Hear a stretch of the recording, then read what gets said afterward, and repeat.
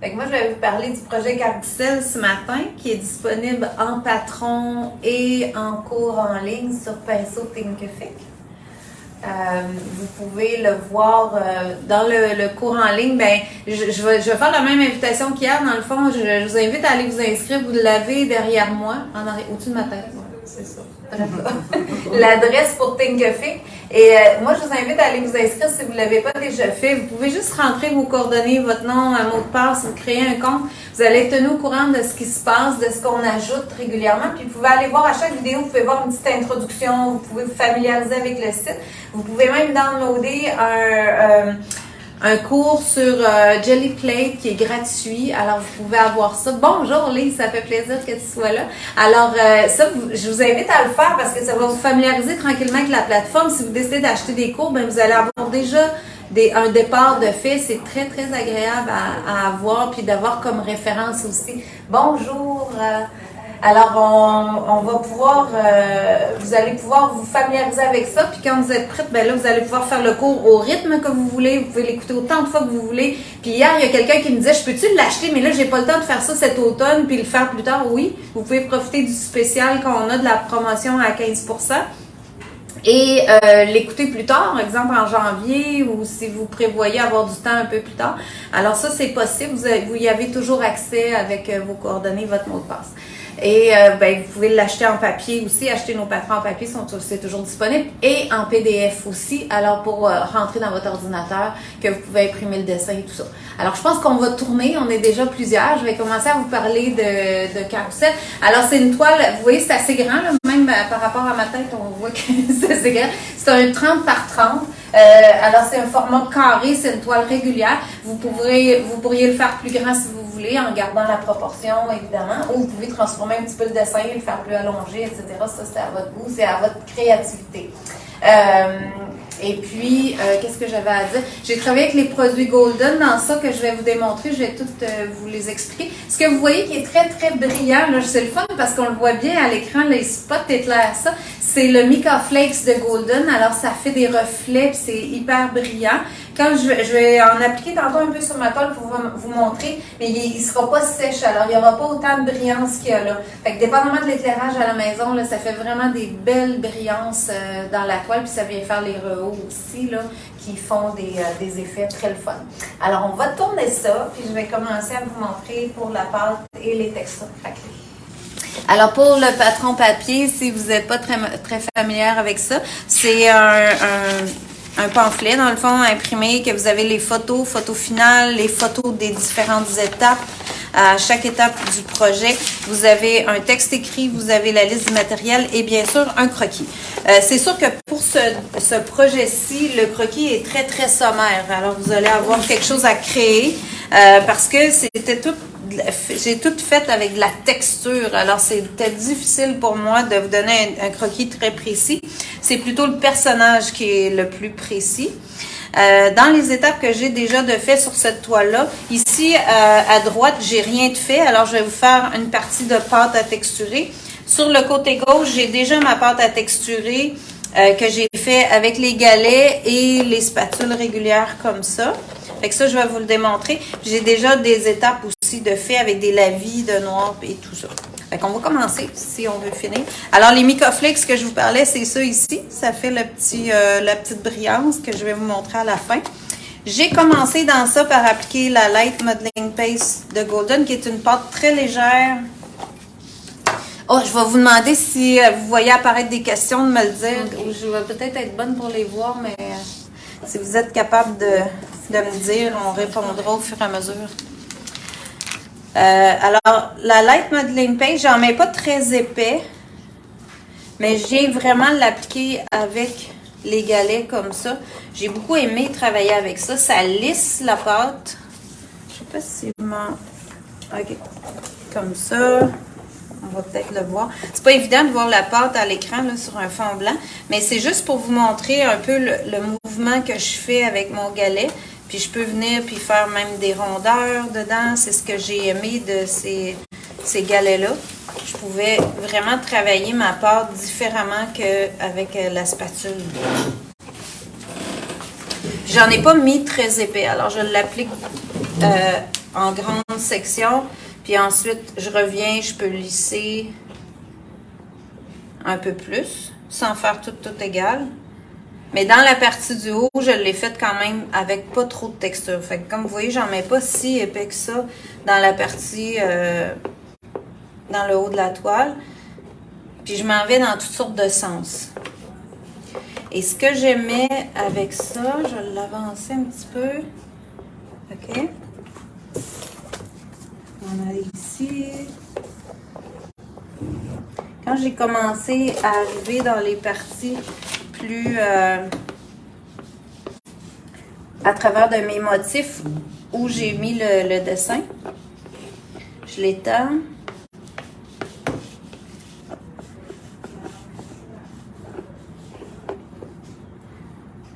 Souvent, c'est ça que je fais. Je viens la placer, puis après, là, je refais des motifs que j'aime puis que je veux garder. Puis avec les petits, mais je peux dessiner dedans. Je peux vraiment faire des petites lignes dans lesquelles je pourrais venir faire du crayonnage par après. Puis je peux vraiment avoir du graphique. C'est ce que j'ai fait ici, là, dans le haut, là où c'est sèche, ou proche du personnage où j'avais des lignes. Je ne les ai pas nécessairement toutes faites. Ça, ce sera à votre goût de créer vos lignes ou vos effets que vous aimez avoir.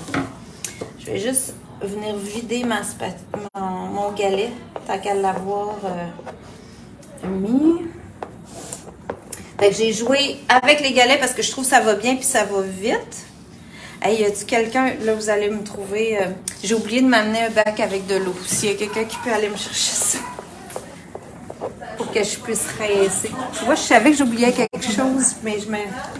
C'est ça. Après ça, quand j'ai appliqué une petite couche mince à peu près partout, je viens vraiment le laisser des grosses épaisseurs pour avoir de la texture. Merci beaucoup. Pour avoir des textures plus fortes.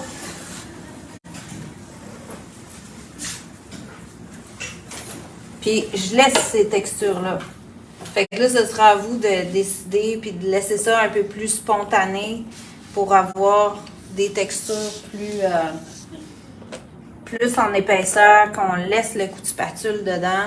Là, j'ai changé pour la spatule comme ça parce que j'aimais mieux ça pour laisser l'épaisseur, ça allait mieux pour moi. Je l'ai gardé. Un coup, j'ai fini la pâte légère comme ça. Je vais envoyer les galets dans l'eau pour qu'ils survivent. Voilà. Là, j'ai pris la pâte à craqueler. Là, je sais qu'on en manque déjà. Mais on va en revoir. Ou ça pourra être une autre. Je sais dans l'Equitex aussi, ça va dépendre de laquelle va rentrer en premier. Celle-là est très légère, puis elle me crée les craquelures comme ici qui sont déjà faites. Puis je l'ai appliquée, plus je vais l'appliquer épaisse, c'est toujours le même principe avec la pâte à craqueler. Là où je la mets plus épaisse, là où elle va faire les plus grands morceaux et les plus larges craquelures aussi.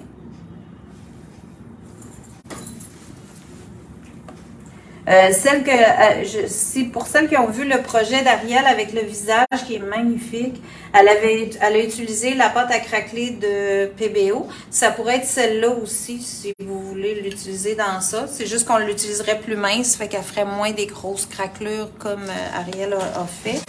Fait qu'on pourrait utiliser une partie de celle-là aussi. Alors c'est ça pour la pâte à craqueler. Fait que ça va craqueler comme mes autres sections aussi. Un coup que tout ça a été bien séché, que j'avais mon craquelé. Salut Francine! Un coup que ça a été séché, là je suis venue faire des lavis avec le noir golden comme ça qui est déjà fluide. Bon, hier les gens me disaient, est-ce qu'on est obligé de racheter un noir comme ça?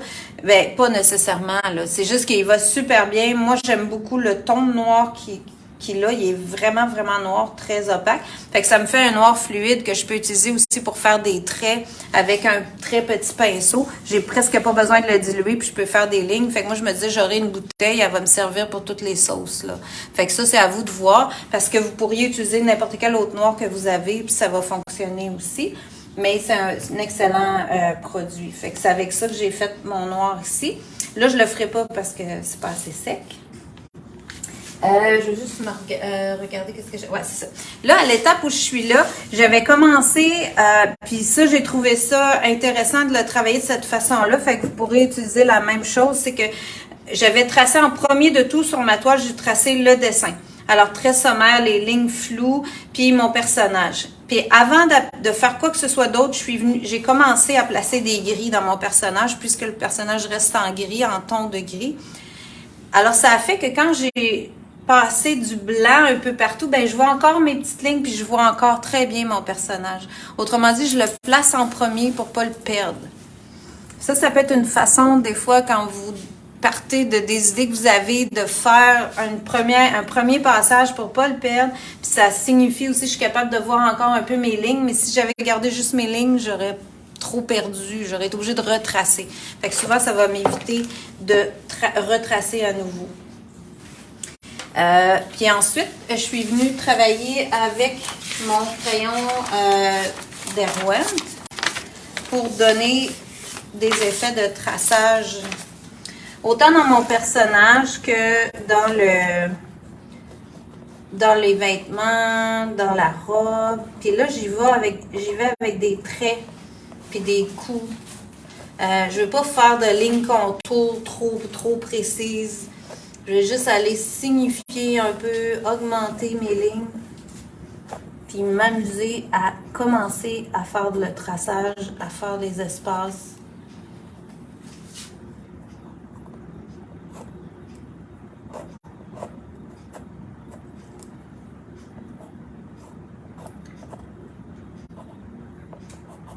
J'essaie de reproduire, c'est pas évident. En tout cas, je vous le dis, là, vous allez avoir chacune des formes différentes, c'est sûr. Au niveau du personnage, ça va se faire, là, parce que vous avez le dessin complet. Mais de refaire identique dans un genre de projet comme ça, c'est pas si évident, là. Mais il n'est pas dur à faire, là. Il n'est pas difficile. C'est juste dans la robe, vous allez avoir quelque chose qui va vous ressembler, vous. Voilà. Ici, dans ça, ben là, souvent, pour y aller plus créativement, mais souvent, moi, je vais tenir mon pinceau, je vais me mettre un peu plus éloigné de ma toile, je vais tenir mon crayon plus loin. Autrement dit, au lieu d'écrire comme ça, puis là, je vais suivre ma ligne toute bien parfaite, il n'y aura rien de spontané là-dedans. Je la vois un peu, la ligne, puis c'est pas grave que je la vois encore, puisque je vais remettre des couleurs, je vais mettre plein de choses, elle va finir par disparaître, là. Mes lignes de base, si je regardais comme il faut dans ma toile, je les verrais peut-être, là. Mais ça n'a pas d'importance, puisque ça va finir autrement. Fait que là, je vais m'en venir, puis je vais commencer à tracer en m'inspirant des lignes du dessin, mais en venant aussi en inventer.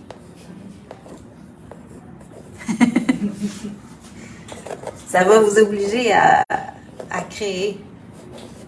Fait que je me fais un premier passage comme ça. Puis dans les lignes de ça, j'en avais un peu, ouais, dans ça. Fait que je peux commencer à en mettre un petit peu. Puis moi, quand j'ai fait ça, ben, il fallait que je me donne une idée de, bon, vers où je m'en allais. Fait que j'ai commencé à faire des traits. Là, je n'irai pas là, j'avais de la couleur, de la pâte fraîche dans ça ici. Fait que ça m'a donné une idée. Ça a vraiment fait sortir mon dessin, faire sortir mes lignes. Et là, je prends mon Bendix. Tu vois, j'ai passé dans la pâte avec mon crayon. OK, on les suit. Parfait. Et là, je vais prendre mon liant. On voit-tu ma palette? Oui, OK. Parfait.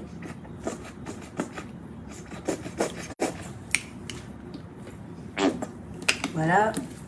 Avec le liant Bindex, qui est une base acrylique, ben, je peux venir diluer mes lignes, puis les fixer un peu en même temps. Fait que là, c'est la même chose. Je vais y aller très spontané. Vous allez voir les lignes apparaître. Un peu plus marquées, un peu plus noires. Et comme c'est un gris, j'ai pris gris neutre. J'aimais beaucoup la couleur de ce ton de crayon-là parce qu'il sort un peu gris, mauve. Il me donne déjà de la teinte. Je rince mon pinceau régulièrement parce que plus j'avance dans mes traits, plus le pinceau se charge de l'encre qui est diluée.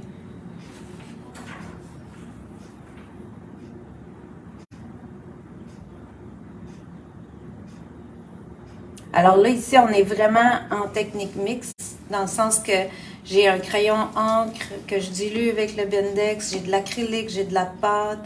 On va passer au collage aussi. Fait qu'on est vraiment dans une technique où on mélange un peu de tout.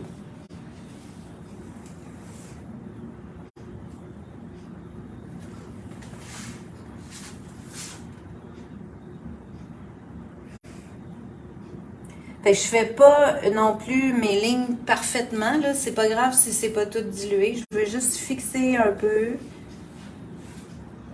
Puis teinter.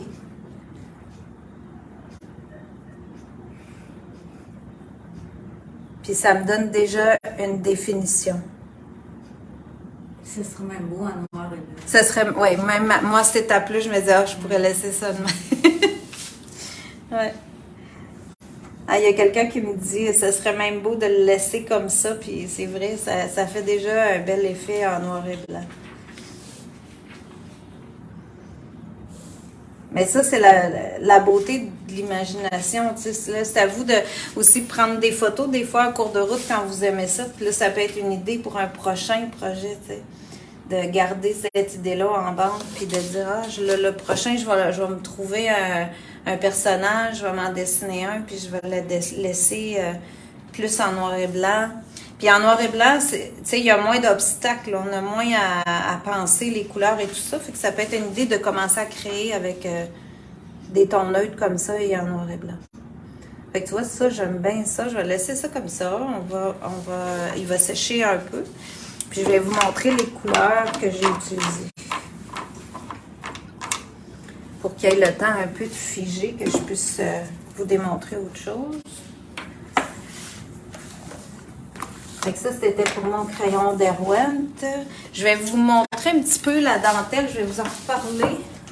J'en ai déjà parlé. Pour ceux qui n'ont pas vu la démo, vous pouvez la revoir. Alors, le papier que j'ai utilisé dans ça, il s'appelle, je dois l'avoir marqué, papier japonais Uzumaki blanc. Alors, il vient en blanc comme ça.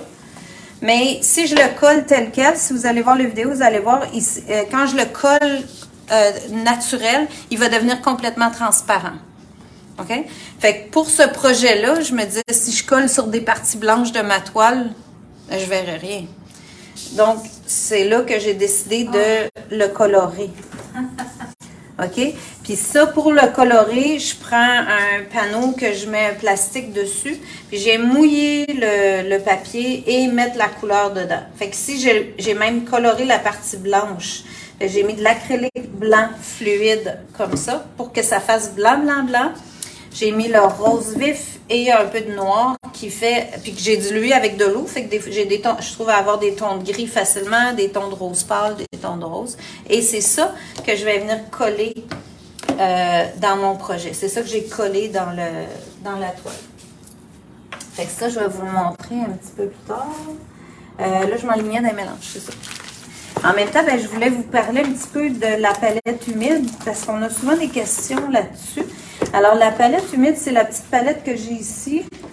On l'a aussi en beaucoup plus grand. Vous avez différents formats dans ça. Ce qui est intéressant, quand vous l'achetez, vous la recevez comme ça. Vous avez déjà, dans le paquet de base, il y a déjà une éponge comme ça et quelques feuilles. Mais vous pouvez acheter à nouveau, remplacer l'éponge et acheter des feuilles supplémentaires pour les avoir. C'est la feuille que j'ai ici qui est complètement presque transparente, qui a absorbé beaucoup d'eau de l'éponge. Et ça, moi, j'ai fait ces mélanges-là hier, puis c'est encore super frais, super facile de l'utiliser. Alors, quand on travaille avec des mélanges, c'est très intéressant d'avoir une palette humide. Moi, pour faire les démos, pour donner les cours, j'ai toujours la petite comme ça dans laquelle je mets mes mélanges. Et j'ai ma palette à côté que je peux venir chercher mes mélanges puis rediluer ou faire autre chose avec. Si je travaille à la maison, j'ai ma grande palette là, que je peux utiliser tout le temps, mais c'est moins facile à transporter. Je préfère la petite pour les démos et transporter. Fait que je voulais vous montrer ça parce que des fois, les gens sont un peu stressés de dire « Je vais-tu être capable de refaire exactement la même couleur? » Ben, quand on les garde dans ça, on les a à portée de main puis on les conserve longtemps. Là. Moi, des fois, ça peut faire 3 semaines là-dedans, puis ça marche encore. Alors, pour les couleurs dans ça, je les ai toutes à côté de moi, les couleurs que j'ai utilisées dans ce projet-là. J'ai le noir carbone, j'ai du jaune de nappe. Là, j'ai 2 tubes, mais j'ai juste un jaune de nappe. J'ai le rose vif, le bleu phthalo. Fait que ça a l'air pas beaucoup par rapport à toutes les couleurs qu'il y a dans la toile. Fait que j'ai travaillé avec des mélanges qui sont pas compliqués. Alors, ma couleur coup de cœur de ce projet-là, c'est vraiment le phthalo light comme ça, parce qu'il s'est mélangé avec toutes mes autres couleurs. Là, il me reste juste celui-là à faire, c'est ça. Fait que je voulais vous remontrer quand je fais les mélanges. Alors, pour celui-là ici, c'est le rose et le jaune ensemble. Ça m'a donné un beau rose un peu corail. Ici, j'ai mélangé le bleu phthalo clair avec du gris de PBO. Ça m'a donné un beau petit bleu gris. Le vert, qui est magnifique à mon goût, là, c'est le bleu phthalo clair avec le jaune de nappe. OK? Puis le dernier que j'ai pas fait hier, que je vais vous faire pour vous montrer un petit peu, reviser comment faire les mélanges. Quand vous faites un mélange, vous ne les mettez pas une par-dessus l'autre. On a beaucoup tendance à faire ça, mais vous les mettez un à côté de l'autre. Oups. Voilà, là j'en ai un peu. Fait que là, ça me permet de voir, vous voyez, là, si votre tube est presque fini comme moi, on en met un peu trop, sa palette, hein? Parce que là, il est sorti trop vite. Fait que si je l'avais embarqué par-dessus, je serais obligée de remettre du bleu pâle. Tandis que là, je vois que j'en ai trop. Fait que je vais tasser un peu mon bleu pâle, puis je vais venir chercher ma quantité de rose un peu plus en proportion de ce que j'avais mis de bleu. Et là, je vais les mélanger ensemble. Puis là, je vais avoir un pour un. Et ça va me créer un magnifique mauve rose que j'aime beaucoup. Fait qu'avec juste ces couleurs-là, j'aime créer tous ces beaux tons-là. Ce qui est magnifique avec d'être parti avec le bleu golden, c'est que ça fait tout le temps des belles couleurs. Ils ont vraiment des belles bases qu'on peut mélanger facilement puis aller chercher des belles couleurs. Mon rose ici, je l'ai utilisé seul aussi dans ce projet-là, donc je peux en avoir seul dans ma palette. Je pourrais non, je le transférerai pas, je vais me mêler. Je vais me mettre un petit peu de jaune aussi. Fait que ça me fait déjà une super belle palette.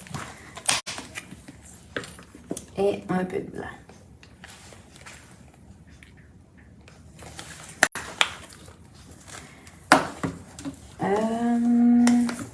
Ouais, c'était pas mal ça, je pense. Fait que je vais partir avec ça. Je vais ramener ma toile. Et puis, dans ce projet-là, le truc, c'est vraiment la superposition de couches tout le temps. Fait que dans mes couleurs ici, je suis venue mettre vraiment une première étape où j'y vais avec des couleurs très plaquées. J'ai utilisé aussi le Bricelon. Ça, je vous en ai parlé quand j'ai parlé des pinceaux. C'est une nouvelle gamme de pinceaux qu'on a rentré. Puis, il y a un beau ressort. C'est un pinceau qui est assez rigide. Oups, hey, là, je suis allée dans la pâte fraîche. Bon, voilà. On va rincer. Ça, je me disais, ça t'aidera pas ça, mais bon, on va vivre avec. C'est un pinceau qui est assez rigide, des poils en nylon. La forme aussi, c'est une langue de chat pointue. J'aimais bien ça. En tout cas, j'ai beaucoup apprécié la façon qu'il travaille. Puis là, j'ai appliqué mes couleurs, mais très, très plaquées. Je suis loin de peindre là en aller-retour. Là. Je viens vraiment comme laisser mon coup de pinceau. Regarder ce que ça fait. Prendre un recul. Juste faire une tache. Là, je sais que j'en ai là. Je vais y en mettre tout de suite, même s'il n'est pas affiché. Puis, je m'en viens. Puis là, j'ajoute mes teintes au fur et à mesure pour aller plaquer ça. Mais c'est le look que je voulais, hein. Fait que ça dépend de vous, là. Si vous aimez le look que j'ai fait, il faut vous obliger un peu à faire ça. Si vous voulez le même effet. Fait que de laisser les coups. Puis là, vous allez dire, ouais, mais ça ressemble pas à ça ton affaire à la fin. Non, mais c'est la superposition, comme je vous dis, qui m'a donné le look que j'ai là. Mais au départ, je suis partie plaquer comme ça. Puis là, je répète ma couleur, puis je viens le mettre à différents endroits. Là, j'ai pas ma toile au complet, mais là, j'ai répété à 3, 4, 5 places. Je suis allée mettre des touches de couleur. pour que ça commence à se créer et à monter ma couleur tranquillement. Proche du noir. Je peux aussi changer de tenir mon pinceau différemment pour que ça fasse un fini comme un peu brossé. Venir juste accrocher dans la texture de la pâte. Étirer mon verre. Mélanger ça. Prendre le jaune.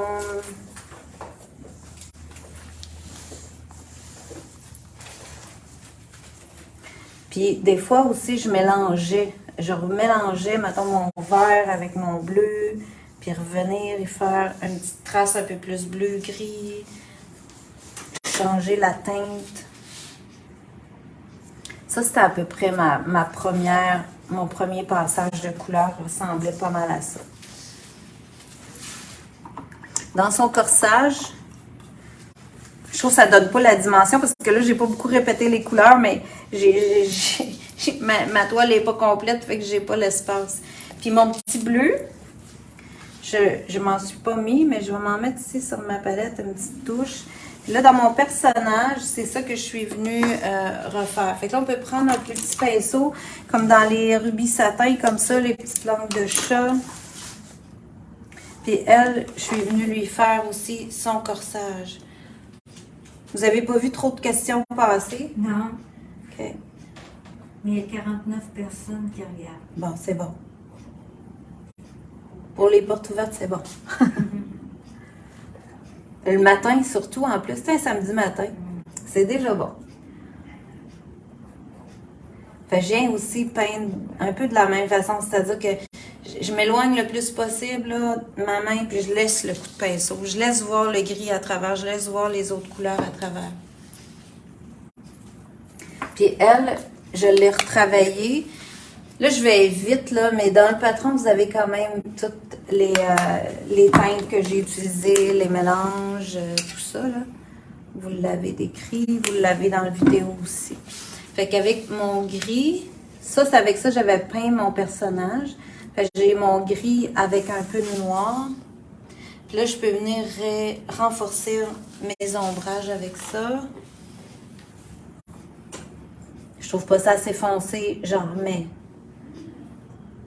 Mais je veux juste que vous remarquiez que j'essaie pas de lisser, j'essaie pas de... Je viens juste marquer les choses.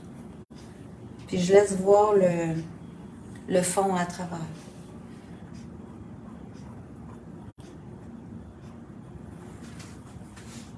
Puis je sais que là, c'est pas super beau quand on le regarde de proche. Mais déjà, si on s'éloignait, si on avait un recul par rapport à ce qu'on fait, on trouverait ça déjà beau, marqué, ou moi, l'effet que je voulais, en tout cas.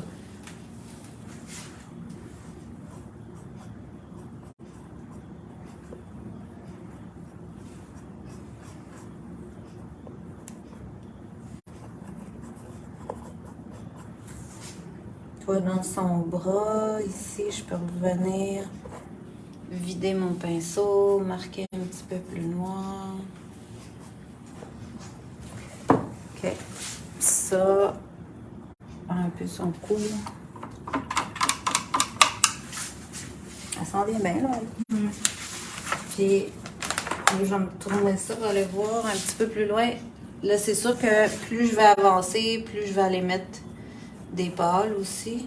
Parce qu'elle, j'y avais pas mis de blanc encore. Fait que je vais pouvoir y remettre aussi des pâles. Mais le but, dans le fond de ma démo, c'est vraiment de vous montrer que c'est travailler vraiment grossier, en coup de pinceau, en laissant le coup de pinceau. Fait qu'il faut le laisser, puis prendre le temps d'aller voir, de s'éloigner pour voir notre effet.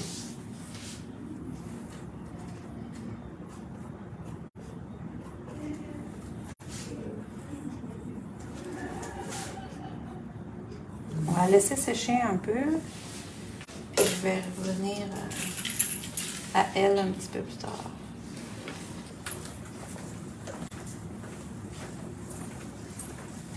Salut, bonne fin de journée. Merci. On se revoit bientôt.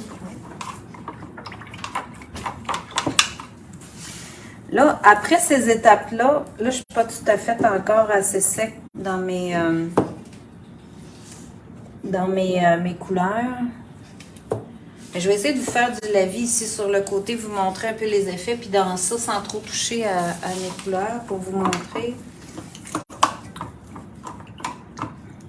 Voilà, c'est ça comme ça.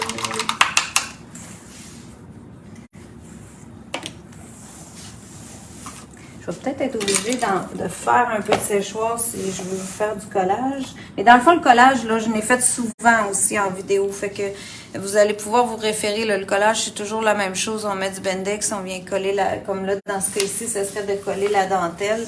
Parce que là, si je viens faire ça, je ne pourrais pas vous le continuer. Et je vais plus vous montrer quand on vient diluer les couleurs.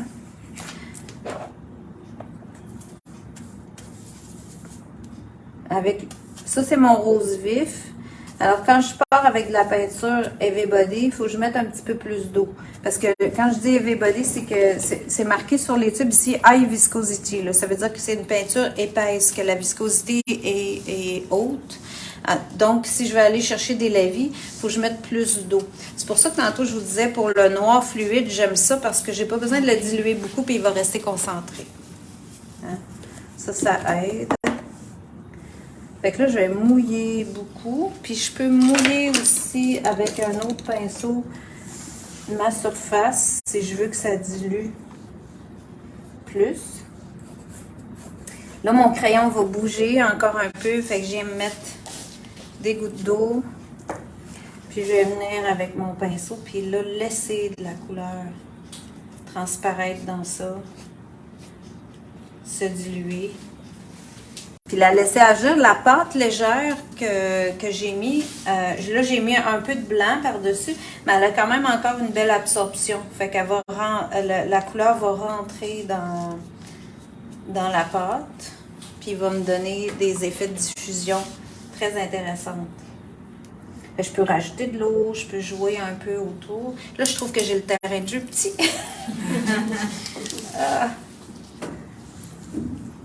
J'avais mis un peu de rose ici, mais j'avais aussi le bleu. Alors, le bleu-gris, je pourrais venir me chercher du bleu-gris. Il faut essayer aussi. Là, j'ai remis un peu de bleu avec mon pinceau. Puis là, je peux venir remouiller ça. Pas tout à fait assez d'eau. J'ai mouillé des taches.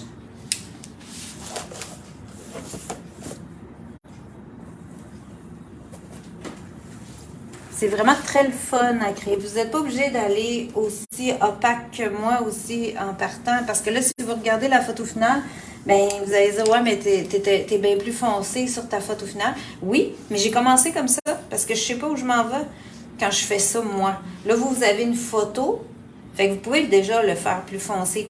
Mais si vous êtes insécure puis vous dites, ben j'aimerais ça peut-être essayer, ben allez-y doucement comme ça. Puis j'ajoute une petite touche, je m'éloigne, je regarde. J'analyse qu'est-ce que ça donne, qu'est-ce que ça fait quand le gris, le bleu se mélange avec le rose. Si je bouge trop, tout devient gris. Si je touille trop mes couleurs, là, je dis ça souvent de cet incite, là. Si je bouge trop mes couleurs, ils vont toutes se mélanger. Puis là, j'ai plus le bel effet que je voulais au départ. Fait qu'ici, je peux reprendre mon rose. Puis là, à travers de ça, venir augmenter la tache de rose avec mon beau pinceau.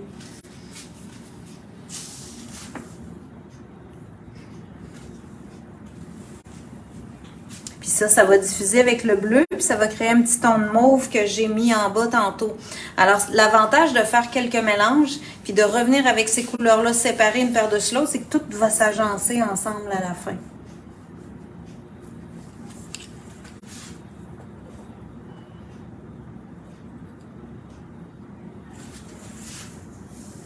Puis ça, là, mes couleurs sont pas secs. Mais quand ils sont secs, je peux vraiment aller embarquer par-dessus et teinter mes couleurs qui sont déjà là, qui étaient opaques au départ, puis que je viens les teinter avec ces lavis-là qui viennent les colorer. Là. Ben là, pour la démo, ça va être difficile de vous montrer ça parce que ça va tout se mélanger. Mais au moins, ça vous permet de comprendre là, le processus. Fait que j'ai fait des premiers lavis. Après avoir fait ma pâte, j'ai fait des premiers lavis. J'ai fait du crayon que j'ai dilué. J'ai fait des opaques de couleurs. Je suis revenue avec des lavis. Je suis revenue avec des opaques. Je suis revenue avec des brossages. Fait que toute la superposition de chaque technique, de chaque étape, ben m'a donné l'aspect complet de la robe et des transparences. Fait qu'il faut juste se donner le temps de faire toutes les étapes puis de ne pas s'arrêter à ce que ça donne au départ parce que des fois c'est décevant quand on cherche à faire en premier ce qui est fini. Faut se donner le temps d'aller plus loin. Ici, tu vois, je vois que j'avais beaucoup de gris bleuté dans ça. Là, je peux aller rechercher mon gris, mon bleu pur. Puis aller y en remettre. Finir en couchant mon pinceau. Il n'y en aura pas une de pareille. Ah non, il n'y en aura pas une de pareille, c'est sûr. C'est comme moi, là, elle ne sera pas pareille comme l'autre, puis elle n'aura pas le même aspect. Tu vois, je peux diluer ma couleur. Puis j'ai ramené aussi du blanc. Hein. C'est possible de ramener du blanc. Moi, le blanc, j'ai un coup que ça c'est séché, je peux ramener des effets de blanc. Pas nécessairement couvrir, mais de venir avec le blanc pour faire une espèce de brume, une espèce d'opacité. Puis là, ça me refait encore des effets sur lesquels je peux revenir travailler. Fait que là, je vais juste finir avec le Mica Flakes pour vous montrer qu'est-ce que ça fait quand on l'applique. Alors lui, je peux y en mettre un peu dans l'arrière-plan ici pour vous montrer ça. Fait que quand on le sort du pot, c'est vraiment épais. Là, c'est un gros gel épais qui est concentré de mica pailleté qui fait toute la brillance. Je vais me concentrer à le mettre sur l'extérieur parce que tout est mouillé. Fait que ça me donnait un aspect un peu couleur dorée ou champagne parce que en même temps j'hésitais entre j'ai eu envie de mettre de la feuille d'or ou de la feuille d'argent, mais quand j'ai sorti mes Mica Flakes, je disais ça c'est la couleur parfaite, c'est comme un peu gris, un peu champagne et ça va sécher complètement transparent, très fixe sur le fond acrylique et ça va donner la brillance qu'on voyait tout à l'heure là, quand j'ai commencé la vidéo puis qu'on voyait tout le reflet très très brillant sur ma toile. Fait que ça m'a amené aussi un rehaut d'aspect de texture encore plus dans ce projet-là. Là, ici, ben, dans ma démo, il manque vraiment la dentelle. Là. C'est un coup que la dentelle est collée, ben, ça fait encore plus joli. Là. On va coller ce petit morceau-là. Avec du Bendix? Avec du Bendix, ouais. Je trouve que mon pinceau est sale. Avec le Bendix que j'avais collé les morceaux de dentelle. Puis là, ben sur ça, ici, là, elle a l'air vraiment comme toute découpée. Mais dans le projet, quand je viens les coller, je reviens faire des lavis par-dessus, là, après. Je reviens faire des brossages de couleurs. Je reviens faire du Derwent à la fin. Fait que ça m'a tout ramené des lignes, comme si vous ne voyez pas les lignes par-dessus. Si on regarde la photo finale, vous avez des lignes qui embarquent sur les dentelles. Vous avez du bleu qui rentre dans les dentelles noires. Fait que ça vient lier tous ces collages-là au lieu que ça ait l'air tout découpé. Fait que ça vous fait pas mal le tour de tout ce que j'ai utilisé. Puis pour finir, quand tout a été bien sec, j'ai verni avec un vernis Camar, un vernis aérosol, à cause des textures qui sont assez fortes et aussi à cause des lignes de Derwent que je dilue, mais peut-être qu'ils sont pas complètement couvertes. Donc je m'assure avec un vernis aérosol que j'ai pas de problème avec la dilution du crayon. Fait que ça vous fait pas mal le tour de Carrousel. Je vous invite à aller voir, à rester aussi avec nous pour la journée. Il y a Carole qui s'en vient pour une prochaine démo. Puis moi, je reviens à midi pour... incroyable. C'est ça. C'est bon. Alors, merci d'être là.